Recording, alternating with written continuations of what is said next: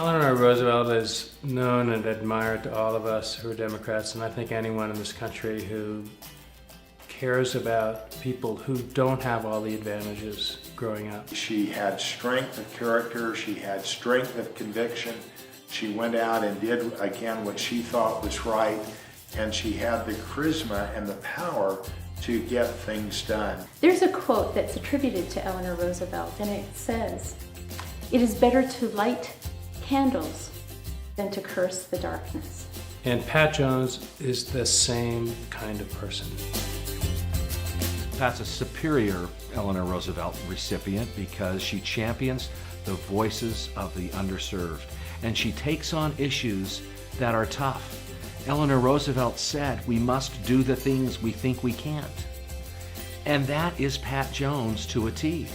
I was never really interested in politics, but I think her sweet husband, Dan, I think that he got her very, very interested in it. And she's always had a desire to help other people. She is so compassionate and I think relatable. She loves to serve people and she is in tune with what people need. She has endless energy. She just calls us up and says, "We're gonna go here or here, and if you wanna come, great." And my kids say, how does grandma have all this energy? They'll be passed out and she'll still be going strong at Disneyland, you know? Seriously. Pat is someone who works across party lines to get things done. And she has a long list of accomplishments where she has marshaled Democrat support, Republican support to leave a legacy that she can be proud of and we can all be proud of.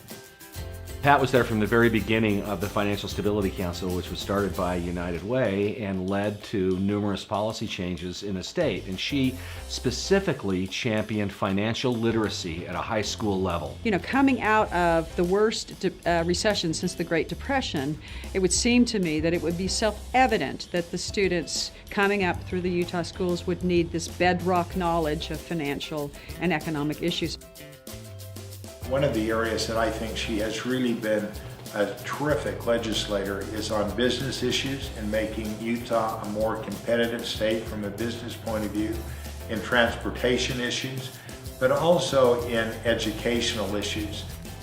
When I think of Pat, I think of her leading the charge for education and education funding in Utah.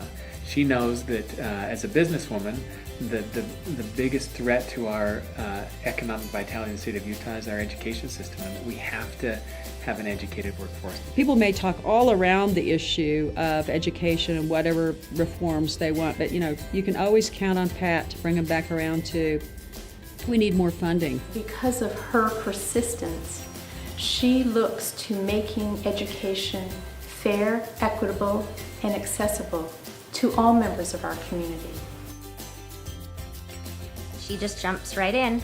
That's just her personality, just goes for it and smiles and laughs, and we're all terrified and she's the one jumping in. She is a woman of great strength and great courage. She has a grit about her. She is a person who looks to our community and creates solutions. She's trying to do what she thinks is right for this community. She's so kind and she's so generous.